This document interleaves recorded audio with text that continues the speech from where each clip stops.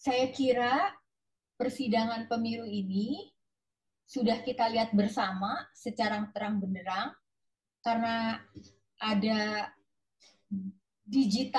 digitalisasi.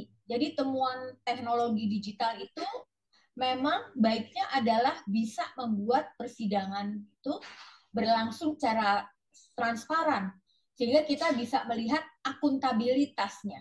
Proses-proses persidangan, pemaparan semua evidence base, bukti-bukti dan eh, analisis dari para ahli, juga ada saksi-saksi, itu semuanya adalah bahan ya. Di samping juga ada berkas-berkas, naskah-naskah, lalu dewan dari Mahkamah Konstitusi, hakim-hakim Mahkamah Konstitusi itu akan ber, bertugas untuk melakukan konfirmasi gitu antara bahan-bahan, kesaksian-kesaksian, kemudian konstitusi, pasal-pasal yang terkait dengan itu, misalnya pasal 22E yang bicara soal asas pemilu harus langsung, rahasia, bebas, jujur, adil ya.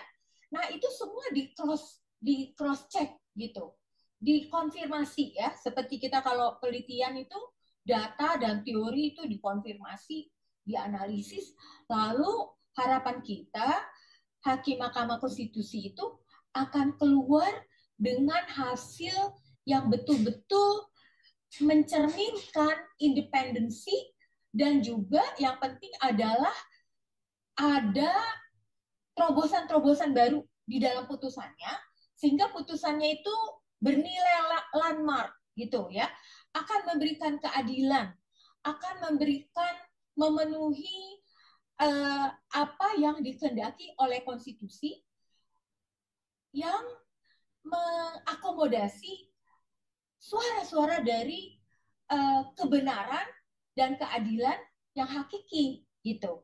Jadi dalam hal ini hakim Mahkamah Konstitusi punya otoritas yang besar sekali untuk membuat terobosan-terobosan itu ya, terutama untuk memulihkan keadaan yang rusak akibat putusan Mahkamah Konstitusi 90 gitu.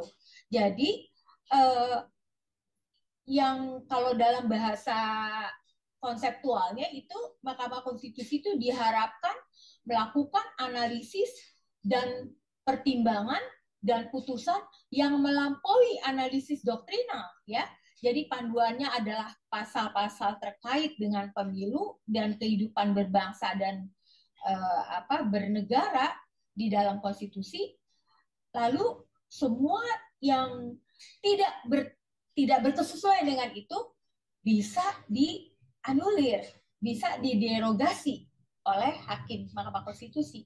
Dan hasilnya itu kalau tadi kan pertanyaan apakah akan didiskualifikasi, ya saya tuh sebagai akademisi mengatakannya seperti itu gitu dengan bahasa yang semacam itu gitu Mas Rahmat dan Mas Revi. Ya, itu. Terima kasih.